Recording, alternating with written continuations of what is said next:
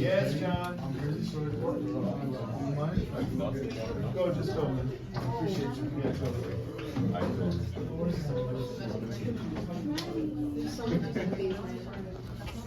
What? Just wait.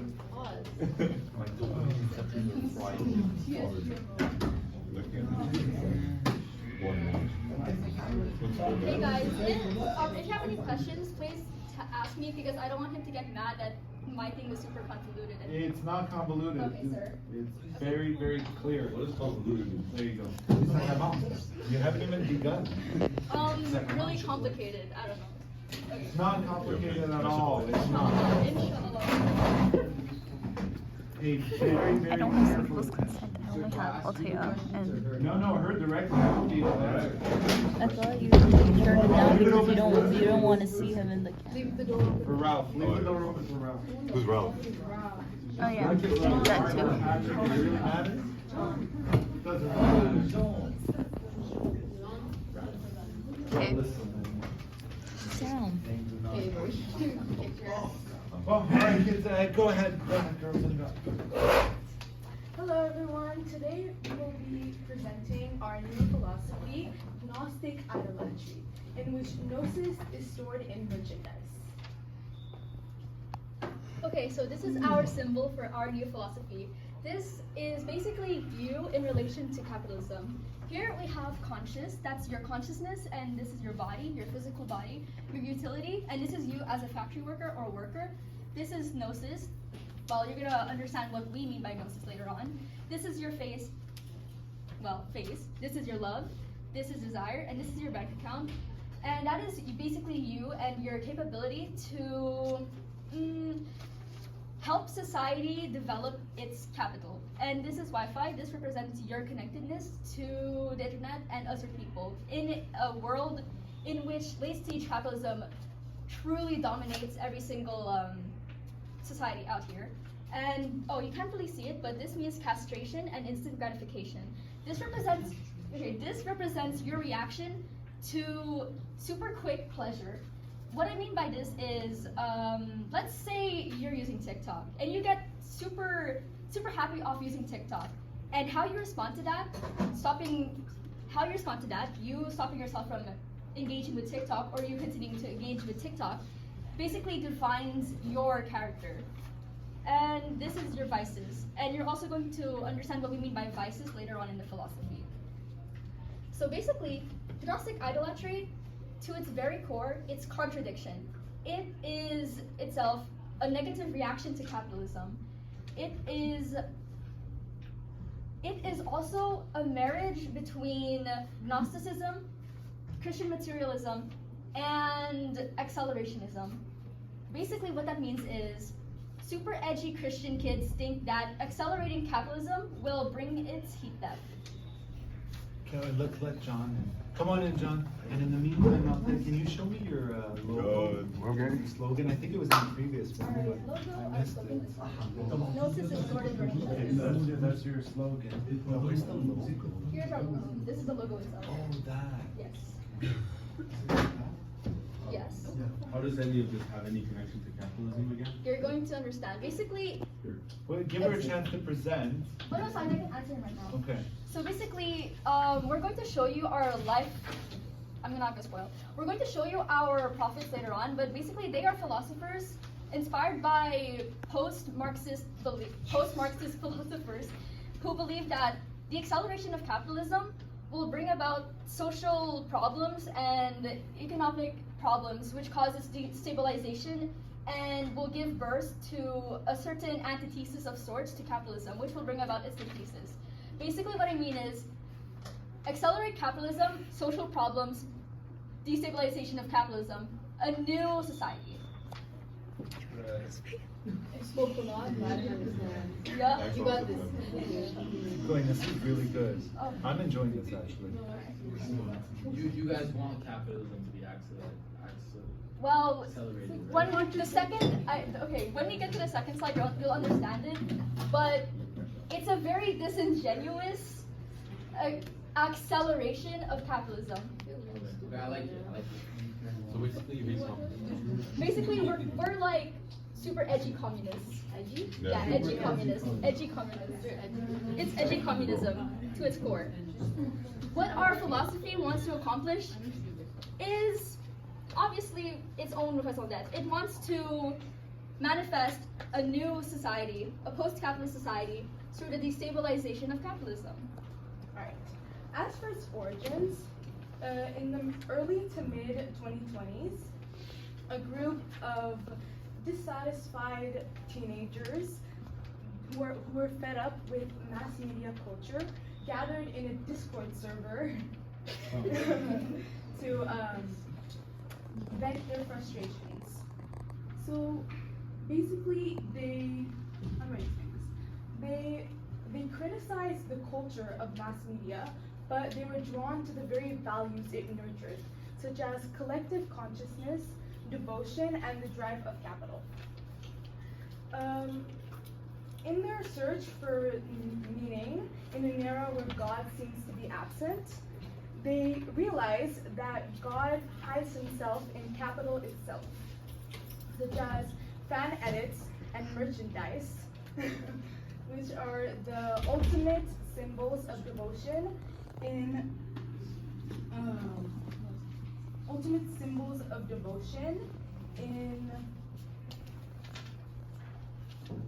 a society who's in late stage capitalism, basically. And here are our prophets. Here, this is Nick Land, this is Slavoj Žižek, and this is Karl Marx, and you'll see Mark Fisher's work later on in the presentation. An original That these kids were practicing, it was originally cynical, but now they believe that this acceleration of capitalism could actually bring forth a positive change and not a cynical change. What I mean by that is, instead of thinking that the acceleration of capitalism will destroy the world, which is what they wanted at first, they will bring about a really positive and nice society born from the ashes of capitalism. So here is our creation myth and nature of reality and our future. So first off, unless we want to piss off every single Orthodox idolater and atheist idolater, the reverends of our philosophy do not want to touch up on the Old Testament at all. First off, the oldest idolater in our community is 19 years old. None of them is capable of interpreting the Bible in a way that won't cause 500 schisms in 1 month.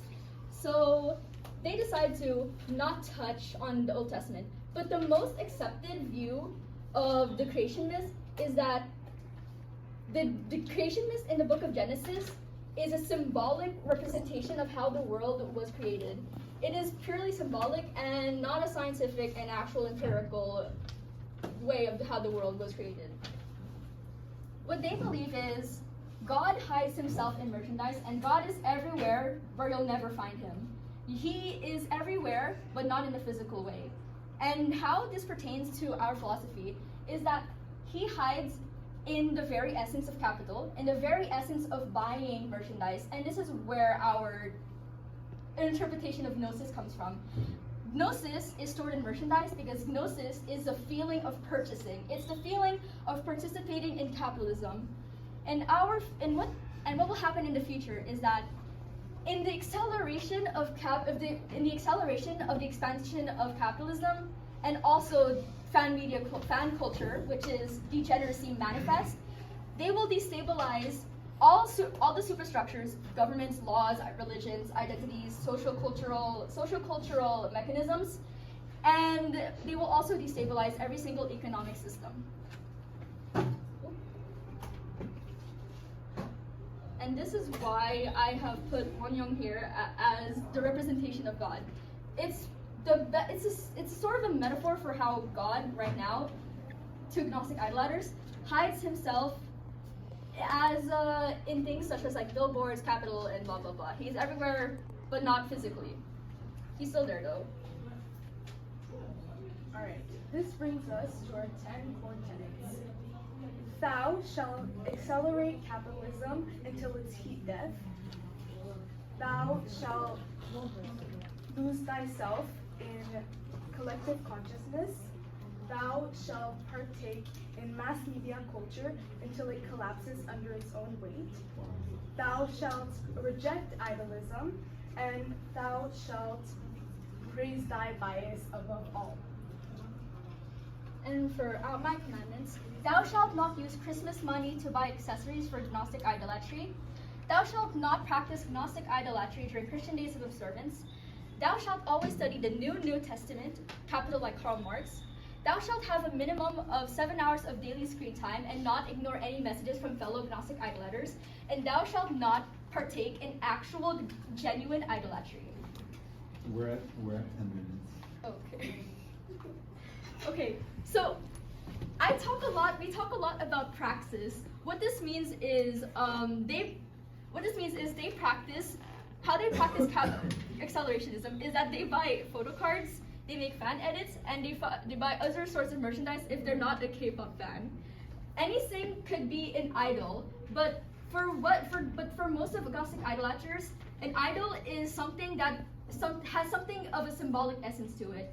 You could make a pencil your idol and the object of your idolatry, but what good does that bring you? It doesn't bring you any gnosis or any closer to God. It doesn't give you any feelings that would bring you closer to your transcendence. So that's why they opt to pick actual anime characters, K-pop idols, and other such things. And here are our core texts: Capitalism, Seed Theft, and Pink Gnosticism. In this book, it's a collection of texts from philosophers like Karl Marx, Mark Fisher, and other influential philosophers.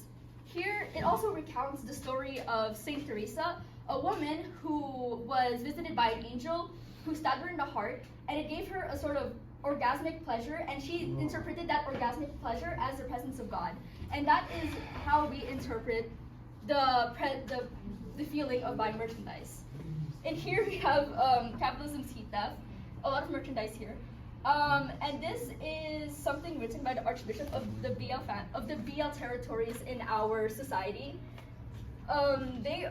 Here it recounts the steps towards achieving capitalism, seed theft. Oh yeah, our days of observance. It's right over. Oh here. Okay. For our days of observance, as long as Gnostic idolatry doesn't interfere with Christian holidays, every and any day can be considered as a day of observance. These days are usually marked by the birthday of a follower's bias and are celebrated in a way like a saint's day would be celebrated. On this anniversary, you must buy an expensive cake, pricey decorations, and candles in honor of the birth of your idol. And then you must sing happy birthday to their framed picture in a hotel room that you need to rent. And we also have Hegel's birthday, which is on the 27th of August. He is the man whose philosophy is basically the foundation of Gnostic idolatry. Oh, these are our prophets, remembrance. Okay. You explain how you become leader. Okay, so an example of a philosophical leader would be someone who spends a lot of money. They don't necessarily have to be famous on social media or anything, just noticeable in their collective Discord server for splurging a lot. However, someone who does have a large following on platforms such as TikTok or Instagram could also be considered as a philosophical leader, since they have more influence than your average idolater, and they also have the ability to expand the community on a much larger scale. Which brings me to my next point, how to increase membership, which is usually done throughout social media, obviously, by posting about the philosophy itself or your idols. And more specifically, by making fan edits and fan art, which should be visually pleasing to the eye, obviously, because you need to persuade people into your philosophy, into the community. And like Althea mentioned earlier, it's a core tenet itself. It falls under the category of fan-made media, meaning that Gnostic idolatry will unconditionally reach the point of recognition and of interest. Here is our hierarchy. It's not too hard to understand. We have the reverends that also are called archbishops. We have the average idolaters, and we have the spirit of Karl Marx. Well, Diljit already explained to us what the reverends and archbishops are. The average idolaters would be us, and the spirit of Karl Marx and his students are at the tippy top of our pyramid.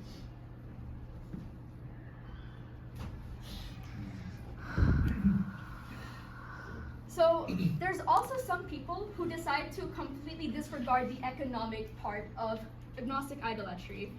They are called idealists because they follow Kantian philosophy. They believe that the materialist and monetary and economic philosophy of Gnostic idolatry is completely stupid. And what this means is that they're basically committing a genuine idolatry. They do not have the right to suspend their logical mechanics behind their idolatry. So they are just being genuine heretics for the fun of it.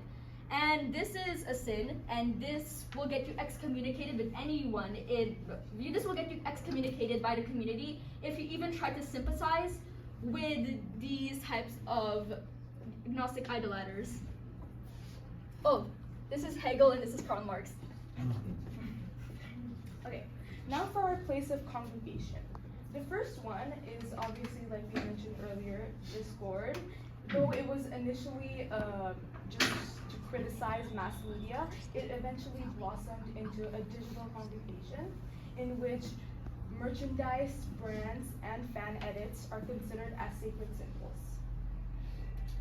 We also, and also you must engage daily, since on their terms, they consider themselves as entering priesthood. And for our second one, we have concerts. They're more than just entertainment. They're ceremonial events where a large number of fans gather together to show their devotion and to show their solidarity. As for rituals, they must buy limited edition concert merch at each one they attend, and then they must basically showcase it online or wear it if you can to show their absolute loyalty. And you must attend at least one concert for each tour. And this is a website of an average idolater. How do I? Capitalist schizophrenia. This is our website. It belongs to someone who is obviously infatuated with Byung-gyu from the boy group TXT. Obviously. And we have their I don't know what that is. It must be their slogan. Commit ego suicide now. Let's accelerate the expansion of capitalism. Hello, I am an individual. Welcome to my online Byung-gyu shrine. My physical/material shrine is much more extensive. I've been practicing Gnostic idolatry for 5 years now. I've given up on human desires. Once the church gains more members, I will abandon my social and individual self. You can help me transcend. Let's be hyper-connected and hyper-consumerist in the name of God and the destabilization of existing systems. Why did they do this? Let's see. The feeling of impending societal destabilization, the presence of God, and the transcendence beyond individuality fills me with a certain pleasure nothing can recreate. And this is their do not interact section. Do not interact if you're an idealist, Gnostic idolater, dogmatist, or left communist. To idealist, Gnostic idolaters, wouldn't you be a genuine idolater and fervent capitalist according to your philosophy? Why do you even do this? The essence of Gnostic idolatry falls apart when you remove its contradictions. Just be a proud commodity fetishist the way you have forsaken Abraham with your ideas of universal ethics or whatever. To dogmatists and leftcoms, I don't really care about your moralizing or your incoherencies. Marx's writings are not a guide to practice. On K-pop idols, There's more. The K-pop idol is a commodified human. They are exploitable individuals, products of plastic surgery, and easy to consume, marketable. K-pop fandom culture is unapologetically capitalistic and consumerist. It's not a question of enjoying music, but consuming music. The K-pop idol is a manifestation of capitalist post-humanism. And that's all. Now, have a seat, Tristan. Thanks for listening. Thanks for listening. Okay, thank you.